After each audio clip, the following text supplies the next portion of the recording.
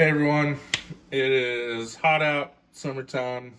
Gonna be making some ice cream utilizing the KitchenAid ice cream mixer, which we've had for how long? Over 4 years. Over 4 years. When we first got it, used it a lot. It has been a little while since I've used it, just with being busy with our daughter. But going to make some vanilla ice cream today. As you can see, we have the mixer here. Within the mixer, you'll see the mixing whisk. This whisk plus this you want to store in your freezer for up to a minimum of 24 hours before utilizing it. And then there's this attachment that just slides onto the mixer that'll um, attach to your whisk there. So we're going to go ahead and get started. I'm going to turn this on. Just on like a low, like 2. I'm going to just slowly pour in the mixture here. It takes a lot of planning because you have to freeze it ahead of time. So make sure that you have the freezer space. And not only making sure you have the freezer space. Also with the mixture, once you make your mixture, and you can do whatever you want. This is just a simple vanilla mixture. That is going to need to set for at least 2 hours as well in your refrigerator before you. So it's not a fast process, like, oh, I'm just gonna whip some ice cream up.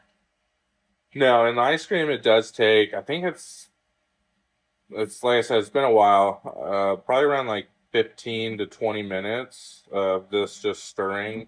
It could be a little bit shorter. But I just have it on a low. I just want kind of like a lower, slower churn ice cream. But we absolutely love it. You can buy mixes. Yeah, you can buy mixes. To make ours from scratch because we get more control over what's in it. And I've done both dairy and non-dairy, and both of them work. The non-dairy is kind of a little bit more of a soft serve. It's kind of a mixture of both. So there's heavy whipping cream, but I use almond milk instead of whole milk. What I love is it's pretty mess-free. While Sean's prepping the candy that he wants to put in his ice cream, the nice thing is on the low setting, you can kind of just set this and forget it and walk away. So it's been about 10, well, under 15 minutes, 10 to 15 minutes, and you can kind of see, the ice cream is starting to get up over the edges. So we know that it's pretty close to being done. We could probably go ahead and turn it off right now. I'm just going to let it go for a little bit longer.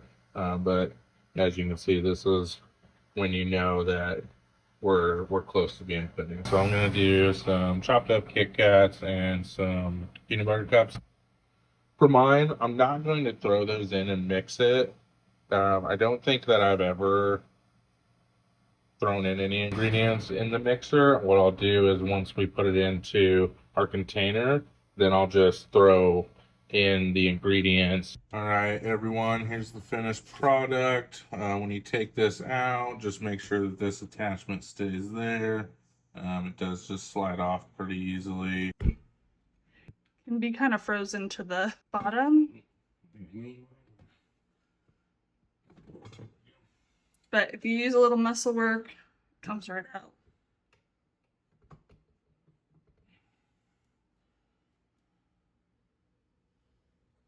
So now we're going to scoop out as much of this as possible. So what we have here is our ice cream container. It's Tovolo is the brand. We use the bigger one here to store this in the freezer. And we really like these because they're very well insulated, and they're a little this one's on the larger end, so it does take up a little bit more space. So again, you want to plan for that. But if you already stored this in your freezer, then you're going to have space for this. If you don't want to go with the larger one and you want to have either individual toppings for, your kids or guests, they do have these smaller Tovolo ice cream cups. And these are insulated as well. They store nicely. They're easy to clean. You can throw them in the dishwasher.